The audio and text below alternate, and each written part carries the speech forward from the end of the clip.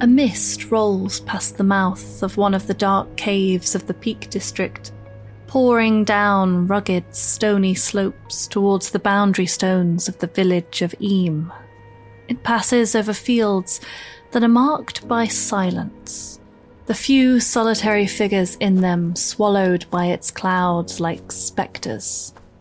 The mist swamps up the village street, banking up against the cottages to peer in at the horror inside. There, people lie dying of plague. We're back in 1665, and it was only 1 month ago in September that the first victim, George Vickers, died and was quickly buried. But now the atmosphere in the village of Eyam is tense. A doleful air hangs around the houses where the plague has hold. Neighbours shuffle by, afraid the air is contaminated. Looking out of his own window onto this brooding autumnal scene is William Mompesson, the village priest. He's at his desk and has paused for a moment from updating the parish records with the names and dates of all those who have perished so far. In this month alone, 23 have died. Nearby, the cemetery bulges with hastily dug and hastily covered graves. Remember this name, Mompesson, for it will be him who helps persuade the village to make the sacrifice they will become famous for. For now, all stand on the threshold of death. Welcome to After Dark. Welcome to the second part of our story of the plague village of Eyam.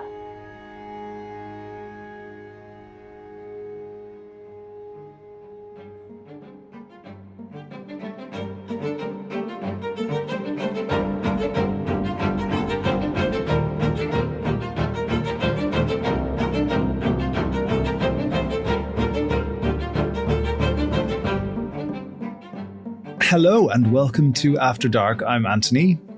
I'm Maddy, and I, as you can probably hear, am still dying of the plague. I think it's so fitting for these episodes, but we are back this time for the second part of our plague mini-series. Last episode, we began at the heart of the capital city in London, where by the end of the summer in 1665, people were already fleeing for their lives in the wake of a terrible, highly contagious disease. And we detailed that in episode 1. So if you haven't heard episode 1, go back and listen to that before we continue with the story here.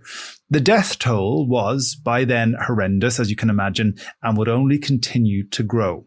But as you might remember, our story then took us north to the small Derbyshire village of Eyam, now nestled in the Peak District National Park, but which at the time, in autumn 1665, would become a hotbed for the plague that travelled from the south on the back of a cart. It would, as we're about to find out, go on to devastate this rural community and force all living there to make a difficult, even heroic, decision. So, Maddy, we've talked a little bit about there in that recap what exactly we were talking about in episode 1, but just give us a very brief recap to get us back up to speed. Sure. So we're in 1665 going into 1666, as you've said. We are in England in the second half of the 17th century, and in the decades prior to this, there has been the execution of Charles I. There's been civil war. There has been the restoration of the monarchy with Charles II, and with it, an anxiety that God is looking to punish the people of England. People fall on either side of this idea. Some people think that God is punishing the people of England because they executed Charles I, God's appointed monarch on earth. And the other camp think God is punishing them because they've put a monarch back on the throne, having enjoyed years of what some would see as chaos and what others saw as freedom and liberty. So it's a moment of terrible anxiety. And in the midst of all this, plague comes to London. In episode 1, we heard from Samuel Pepys' diary about the beginning of the plague, how quickly it spread and how quickly the city of London actually emptied out. People fled in the face of this unfolding horror. And it was horror. There were whole houses of plague sufferers blocked up by neighbours to keep them in their homes. Bells were tolling multiple times a day, telling people to bring their dead out into the street for collection and burial. This is a really grim time. And then we get this bundle of cloth covered in fleas, the same fleas that have been spreading the disease in London on the backs of rats, coming up the road from the south into the north of England to the tiny village of Eyam. And at the end of the last episode, we heard about those devastating early deaths in the house of Alexander Hadfield, who was the tailor who'd ordered the cloth from London to his home. And we heard about how his apprentice, George Vickers, died very quickly within a couple of days of the cloth arriving. And then we have Hadfield's wife, Mary, her 2 children, Jonathan and Edward. Edward is 4, Jonathan is 12, dying really suddenly, following Vickers into the grave with the same symptoms. And Mary and Alexander are the sole survivors in the house. But at that point, and the point where we left the episode off, the plague has begun to jump from home to home. And in this episode, we're going to hear about that spread, the people who were affected, and how that community really came together and dealt with what was happening amidst their lives and the place that they lived. So take us from the Hadfields' house then, where we know the plague has taken root. I don't know this history, as I said in episode 1, but I'm imagining by the very fact that we're concentrating this entire 2 episodes on one small village that this isn't the end of the spread. So where does it go to next? Where does the plague rear its head next? So one of the fascinating things about Eyam, if you go there today, and I said this in episode 1, is that you can go and stand in front of the cottages where a lot of the plague victims lived and died. And there are these plaques that tell you who died in what house, the dates that they died, how quickly it spread. And it's a very immersive and strange experience to stand there, and it gives you a sense of just how quickly the plague did spread and how close everyone was living in proximity. So here's a rundown of the initial early stages of the spread taking place and expanding out. First of all, we have Peter Hawksworth. He lives next door to the Hadfields, and he dies on the 23rd of September, 1665. Also in his house, we've got Humphrey. Humphrey is Peter's 15-month-old son. He will die the following month of the plague. We've also got Humphrey's mother, Peter's wife, Jane. She will go on to be the sole survivor of their family, but, and I think this gives such a sense of connection in the community and how these rural communities knew each other and indeed were related to each other.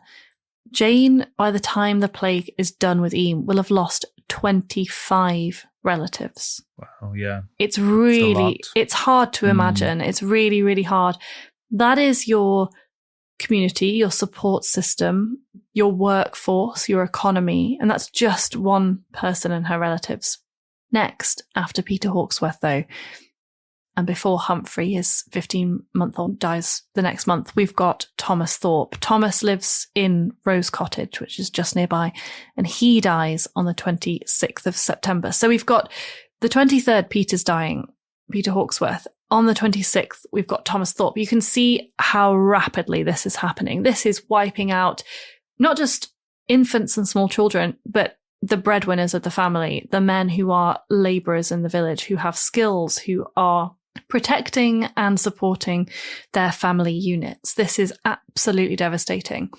Next, on the 30th of September, Thomas Thorpe's daughter, Mary, follows him to the grave. And then the plague crosses the road, and the people in those houses start to get sick, and the people behind them start to get sick, and it starts to branch out on a really unmanageable scale. And by the time that winter comes in 1665, the cold weather does, it seems, slow down the spread of this. Huge numbers of people have already died. But by Christmas time, there is a sense that this is slowing down, and the village starts to breathe a sigh of relief. You know, they've been through this terrible thing. It's begun in the early autumn that's haunted this period up until Christmas. and the cold weather seems to have put a halt to it. But when the spring breaks and the weather starts to heat up again, the plague comes back renewed, and it is now even worse than ever. And it's at this moment that William Mopperson, who we've heard at the beginning was the village rector, he teams up with another man, a Puritan preacher called Thomas Stanley, living in the village. And together they come up with what I think is a very interesting decision, or a proposition at least, to put to the people of the village. And I think it's something that, we talked in our last episode about COVID and our collective and individual experiences of the lockdowns.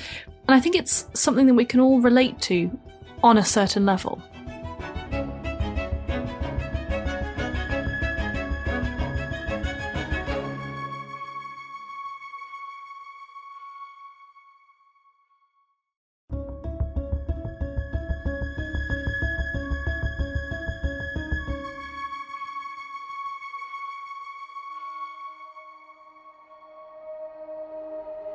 The boundaries of the quarantine circle were about half a mile from the village, and they were marked by large stones.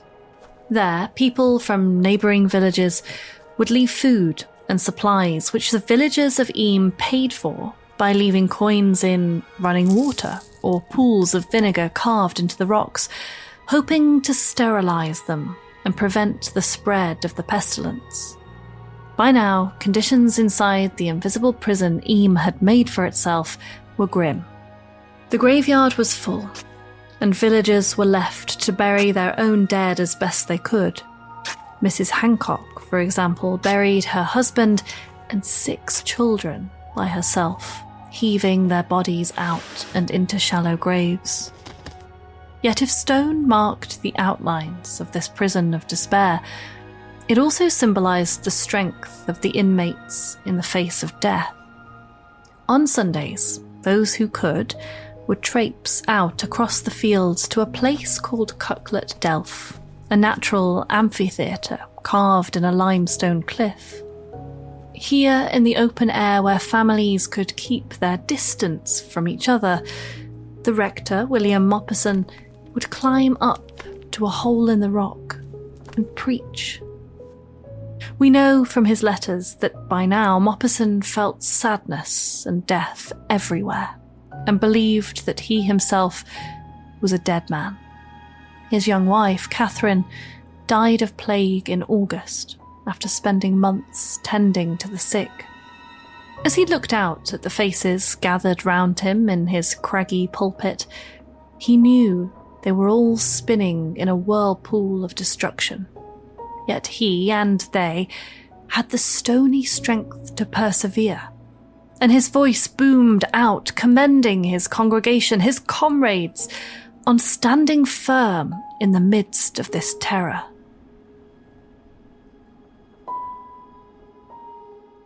So here we are. This is why those remarkable details that you have just described, this is why we're concentrating on this particular village and why we're spreading this topic over 2 episodes. Because up until now, we've been talking about, plague in London. We've been talking about rats. We've been talking about fleas. We've talked about even, those details about cloth spreading the disease. These are things that are very familiar and that it's not necessarily new information.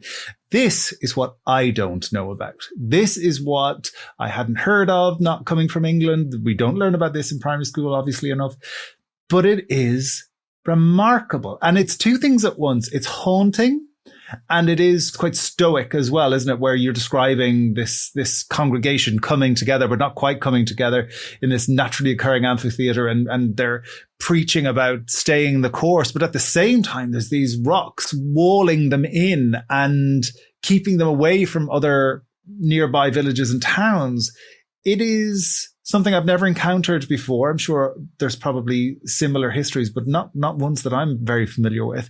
So this image, and this is why I can see a history like this might endure, but this image that it conjures up is it's very dramatic, actually. And it lends itself to imagination and to visualization, and to then, I suppose, given our own experiences in relatively recent times, again, not to draw too many close parallels because things are very different, but we have an insight into how that isolation might feel to a certain extent because of our own experiences. But Maddy, tell us how this cordoning off happens. You spoke there about people coming from maybe higher up in that particular village coming in to say, right, this is something that we might need to do. And there's talk of religion and there's talk of Puritan ministers. Give us a sense of how this all came together in the end. Well, I think we have two versions of this story. We've got the romantic version and we have the historic reality, which is very difficult for us to access. I thought this was coming up, I nearly said it in what I was saying there. It's very easy to ascribe heroism to this. And at the same time, there's something underneath it that's making me uncomfortable. So I don't know what's coming, but it's interesting to hear you say those two things. Yeah. And I don't necessarily think we're going to get to the bottom of it. And I don't necessarily think we can say that there was anything sinister or unheroic about this, but I think we need to look more closely at it. The romanticized version, and this is, the villagers, incredibly brave, incredibly selfless, come up with this system of isolation. And they put out these stones, these massive great boulders in the Peak District. It's a very rocky place. There's no shortage of rocks. And they put them out in the fields in this rough circle at an equal distance from the center of the village, all the way around, to mark this boundary that they've all agreed on. Supposedly it's the rector, William Mopperson, and this Puritan preacher, Thomas Stanley, who come up with the idea. They put it to the people of the village and everyone says, yes, that's a fantastic idea. We don't want to give anyone else the plague. We're all going to stay. It'll be terrible for us, but at least this isn't going to spread out to the neighbouring villages, to the neighbouring towns, to the cities in the north. This is the version that I grew up with. I'm pretty sure at school that we did, in primary school, a school play about Eyam, which, on reflection, slightly odd topic for primary school children to enact. We did one about Babushka, so I'm not going to judge your play about Eyam. And that explains a lot. But yeah, there's this version. And the other thing about this story that I distinctly remember from the various school trips that I went on to this village as a child was there was a story always told by tour guides. It was probably told in the local museum when I was little. That's certainly my memory, was that there was a romance, an actual romance to this. And the details are hazy in my mind. And I've not been able to find it. I've really searched for it because I wanted to write, as soon as we said we were doing this episode, I was like, yes, I know the story I want to tell. Could I find any evidence of it? No, I couldn't. The story is that there was either a young woman in the village in love with a young man in another village, or maybe it was the other way around, and it's the young man in Eyam and it's the young girl outside. And they agree to meet at the border stones, and it's all very tragic, and they don't touch each other, and they just look at each other across the stone, and he brings her food and all of that. And then one day, she never returns, and she's died.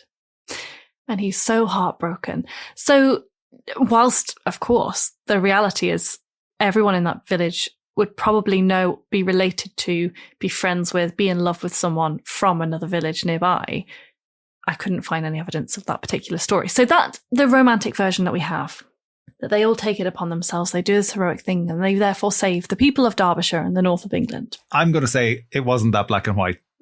Okay, it's potentially not that black and white. You are correct. Now, the thing that we need to think about here is that plague affects everybody, no matter how wealthy you are, no matter how poor you are. And sure, you could say in London, for example, the king is able to escape to Oxford because he's the king. The wealthier people gather up their possessions and they can afford to leave the city. So there is some disparity in terms of how people experience the plague, but the biological fact is anyone can catch it and it can kill anyone. And with that, we see a breakdown in social structure. The fact that it can affect rich and poor, servant and master, the parish priest and the most naughty sinner in the community makes everything else a little bit meaningless, and it breaks down established world order. And you've got to remember, we are in 1665, 1666. This is an era absolutely shaped by the chaos that's come before it in the preceding decades. It's been shaped by civil war. It's been shaped by groups during that period like the Levelers, starting essentially cults or communities in different places, trying to take over country houses to set up ideal new societies that are based on equality. We've got discussion of the equality of women in this period. The Civil War brought an absolute reversal of hierarchy and order. And then they all had to put it back together again with the new monarch, Charles II. And so there's great unrest and anxiety in people's minds. And in this small village, of course, the danger is the plague will spread and that it will bring that same kind of chaos back to society. And what we find is that several rich landowners, including the Earl of Devonshire, who I believe would have been at that period connected with Chatsworth. Of course, Chatsworth House would not have looked as it does now. That's a later iteration. But I think I'm right in saying that the Earl of Devonshire would have been based at nearby Chatsworth. Now, do they agree to help the village on the request of William Mopperson? Or do they suggest this in the first place? They suggest, if you isolate yourselves and therefore save the rest of us, we will provide you with all the supplies that you need. Now, Eyam is a village of labourers. It's a village of people who know hard work, who live these very physical lives, who are out in the fields, tending animals, tending some crops. I don't know how successful crop growing is up on these rocky parts of Derbyshire, but certainly today it's full of sheep. So these are people who live and work outside predominantly. And if you're poorly and you can't do that work, you have no hope, whether you are dying of plague or whether you're a survivor of it and you're just having to tend to the sick in your community and your family. And my question is, the offer made by these landowners and the villages around, whether that really was a generous offer or whether there's a level of enforcement here that we simply don't have the archival evidence for. Did the people of Eyam accept this offer or were they forced into isolation? What do you think? You need to look, I think, or we need to factor in the idea and the history of compliance. And our own, of course, experiences of compliance in the face of COVID-19 informs some of that. It's very difficult for me. And look, we would be wrong to think that the 17th century was a more compliant place than the 21st century is. I think that would be very naive of us, particularly as you've been describing throughout both of these episodes. We've been talking about what essentially amounts to a revolution in thinking at the very least, where a republic can be instated violently and then overturned less violently. And these are not people who just go along with things. These are people who are thinking, who are investigating, who are asking questions, and they are acting on some of those thoughts that they have. So it strikes me that compliance is not something that could be possibly be guaranteed just voluntarily in this situation. And when people become desperate, compliance becomes less and less likely. And it strikes me that these people would have become very, very desperate. Now, you factor in that thing of, there's this story element, let's say, of, because there's already disparity there, right? One is going, and the nearby villages and towns came and left food outside. And then there was offerings of coins that were put in water and vinegar. And I was thinking to myself, wow, that's interesting. Unlikely, but obviously this is what's drawing the history. But then you talk about the Earl of Devonshire. It strikes me that he would probably not very much care about the people of Eyam to a certain extent. I mean, he might care to not allow the plague to spread, fair enough.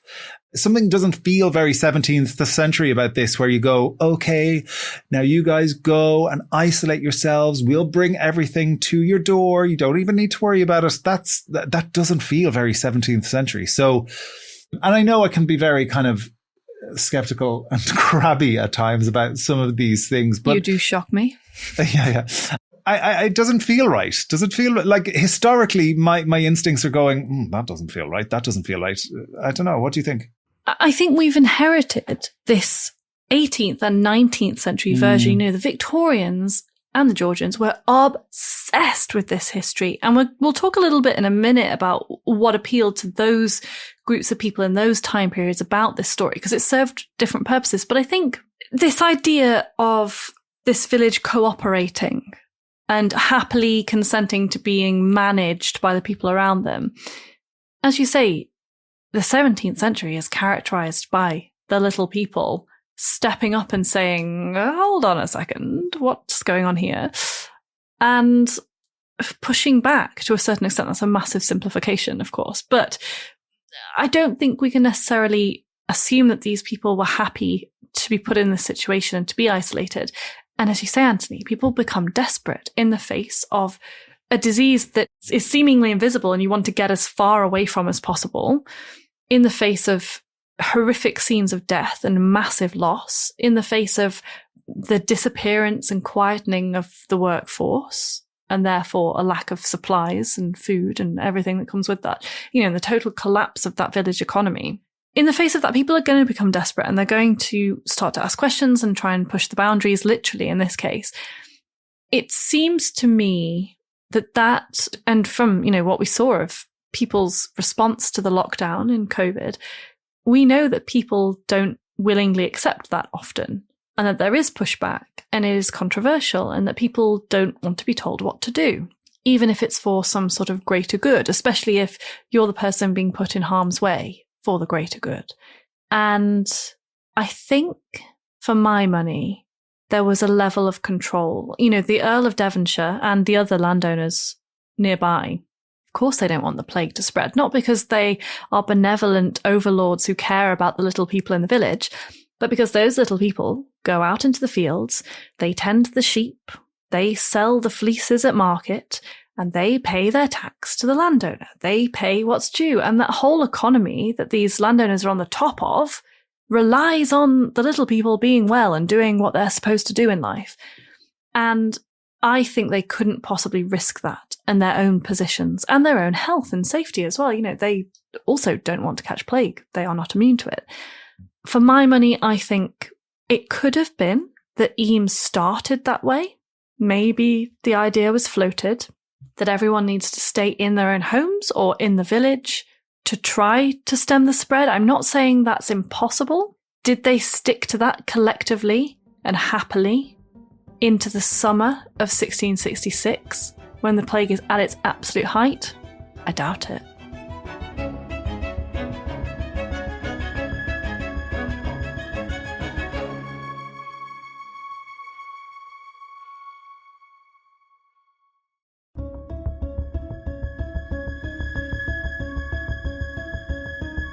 So in the secondary sources, is there any inclination that comes up in research, or has this been so mythologized that it's difficult to get to that? I think the established story is simply that they isolated and were fine with that. I don't buy it. I don't buy it. The interesting debate that has taken place in recent years is whether or not this quarantine worked, rather than whether it was consensual or not. And that's actually going to tell us something about the consent of it as well, the cooperation level in it. So did it work? I don't know. I mean, surely there would still have been plague. There was still plague. And it can be argued both ways, and has been. So on the one hand, there's a suggestion that actually, because the village isolated, they lived more intensely in each other's pockets. They had no time to escape. They were packed in with all this death and disease. So actually, it spread more easily and more people died. Amongst that community. Don't forget, families were instructed towards the end of the time that the plague was in Eyam to bury their own dead.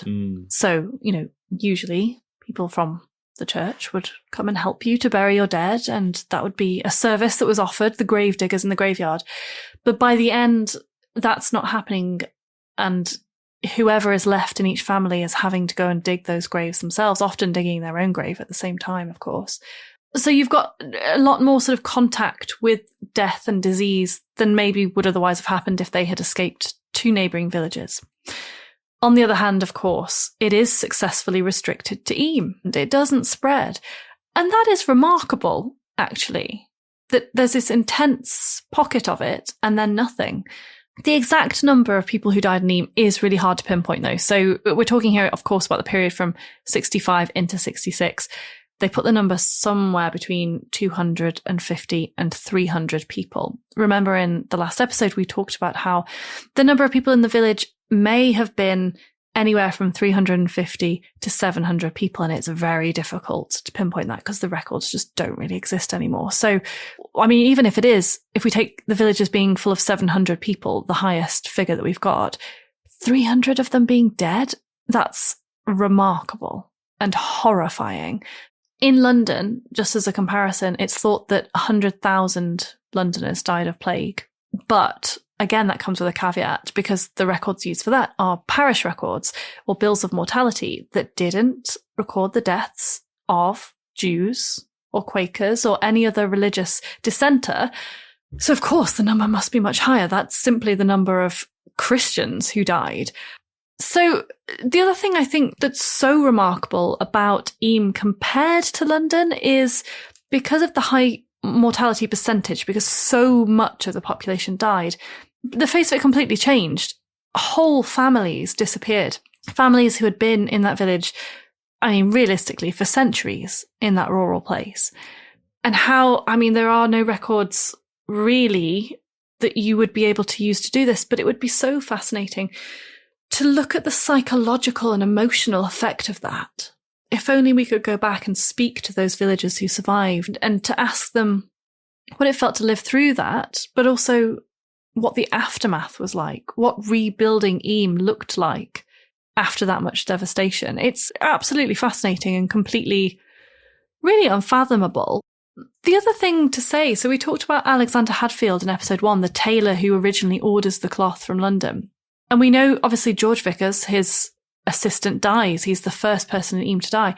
Hadfield does die of plague, but he dies on the 3rd of August, 1666, almost a year after Vickers does. So how must he have felt? Presumably, he worked out, I guess, that it was the cloth that did it. Just looking at the spread of the disease, how it begins in his household. It begins with George Vickers, who opens the cloth. They must have known or heard at some point during their own trauma and ordeal that the plague was rife in London as well. That news must have reached Eyam because the villagers around it knew that it needed to be isolated because they didn't want to end up in the same way as London. So how did it feel for Hadfield, possibly knowing that that cloth, those fleas on the cloth, had brought the plague to his village? It's, again, hard to fathom. One question that I have, Eyam is the only village in England, and I say England specifically because this plague didn't reach Scotland, which might say something about this kind of cordoning off up in the north of England. But, well, I guess it's just I was going to say, why has Eyam captured the imagination so much? And it's because of this idea of self-isolation or community forcing isolation on themselves. But because, you know, there are Privy Council acts that are being passed at this time to say you can't trade with different countries that have the plague. So England was one of them. I think the other one was the Netherlands. Initially, at least, there was no stopping of trade between other villages and other towns. So like the plague spread elsewhere as well. So if it is the case that Eyam was self-isolating by choice, surely you would imagine that you'd see that pattern spread in other places around England too. And you don't, right? It's a really interesting question. And I don't know the answer to it. I would love to hear if there are other villages that isolated in this way. I think the fact that Eyam gets picked up, this story gets picked up, as we've said, in the 18th and 19th centuries, means that it survives and it's become this almost mythological example set on a pedestal. It's this unique case, or so it's given to us as being. The plague in general is really romanticized in the centuries afterwards. You get it in Daniel Defoe's A Journal of the Plague Year, which is published in 1722. You get it in William Harrison Ainsworth's Old St. Paul's novel, which comes out in 1847. And if anyone hasn't read any William Harrison Ainsworth, I'd really recommend that you do. She's a liar. It's Maddy. That's just, don't trust her on these things. It's really boring. It's It's really boring. Oh my God, he's one of my favorite. He's a sort of late Georgian, early Victorian historical fiction writer, and he writes novels about all kinds of amazing figures in the past. I love him. I love him so much. You're wrong, Anthony. Anyway, we'll continue this debate because I will fight you on this. Okay, so we've established Ainsworth is fantastic. Good. Going forward. But, the idea of the plague and of Eyam in particular is really taken up in popular culture. And that's the version that we've got today. I really think that we should go. One of the things that you can still do there today is, as I said, walk between the cottages and see these plaques of the people who died. And that in and of itself is a really interesting performance of suffering and horror, right? It's it's a living village. People still live there. You can walk around as a tourist and you have to sidestep the actual residents taking their shopping into their house and, their dog in their garden. It's all very mundane and normal.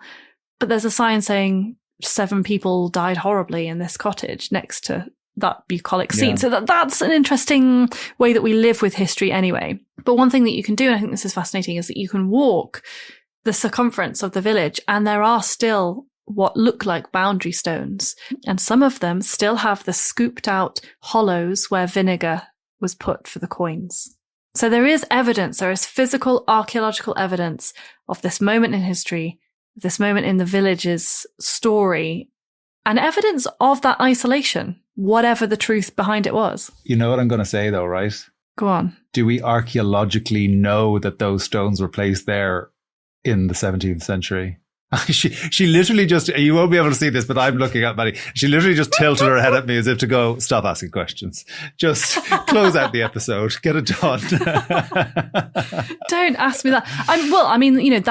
That is a very interesting question. Because it seems to me like that's such a 19th century thing as well. This is way later, but it's almost Cottingley Fairies type world that I'm entering into there. Yeah, and that as well raises the question of historic tourism. When did this tourism to Eyam begin? If it was the 19th century, what's to stop people placing large stones in fields? The other thing to say, of course, is that if you're a farmer, particularly if you're growing crops, and again, the defense of that is, I think it's mostly sheep farming in this area, but you don't want giant big stones in your fields.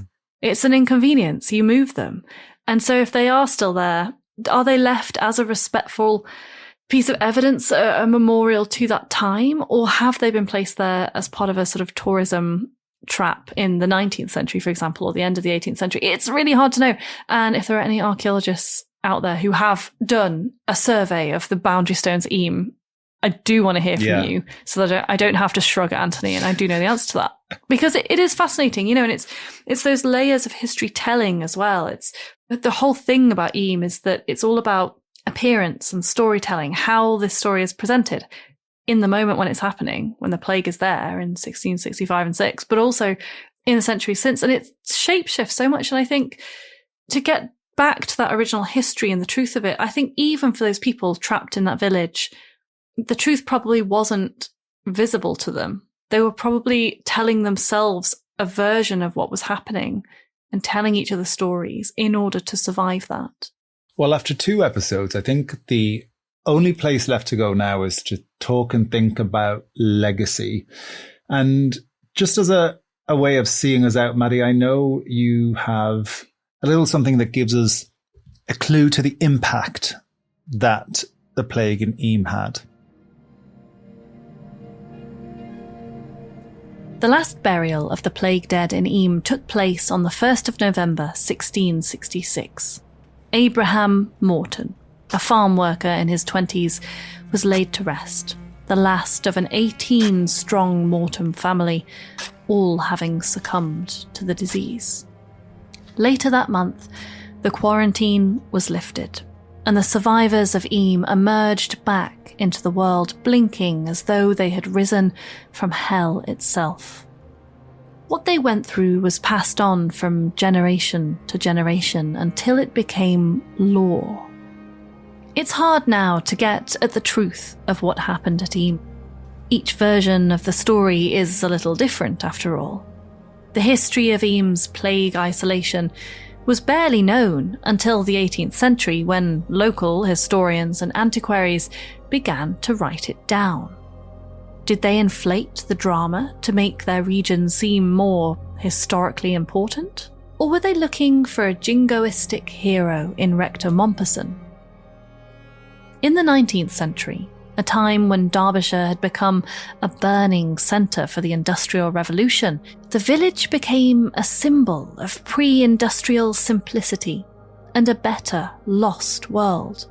It was the perfect canvas for ideas of the Gothic and the Victorian fascination with the macabre to play out. We're left with that story today. The village is now a living monument to this one horrifying moment in its history, with information boards outside the cottages of those who died and survived. All the while, though, real people continue to live there, sidestepping tourists as they go about their daily lives. Perhaps the story is enough, and it's okay not to know exactly what happened at Eyam, because this much is certain. Plague did come to London and to this village and others like it across England in 1665 and 1666, but this was to be the last great plague in England. No more after this did the Black Death return. Eyam is a way of remembering what people lived through during the long centuries of plague pandemics that preceded it. You can be sure that the sacrifice and the suffering of the people of Eyam was echoed by the courage of people all across Europe in those dark times. So it feels good that Eyam is there, hidden among the hills in the North Country, a reminder written across the stony landscape of who we are and who we can be, a human story for us to hold on to and not quite let go of.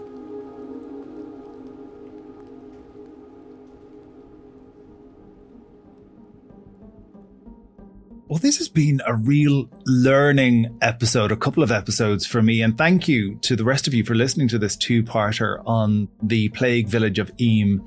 And a big extra thanks, of course, to our listener, Megan, for suggesting the topic. We do listen to your suggestions. They are being read, so do email them in to afterdark@historyhit.com. That's afterdark@historyhit.com. And we always talk amongst ourselves and amongst the team about which of your ideas we'll be able to take forward to episodes.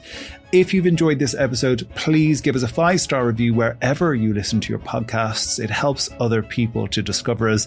And until next time, happy listening.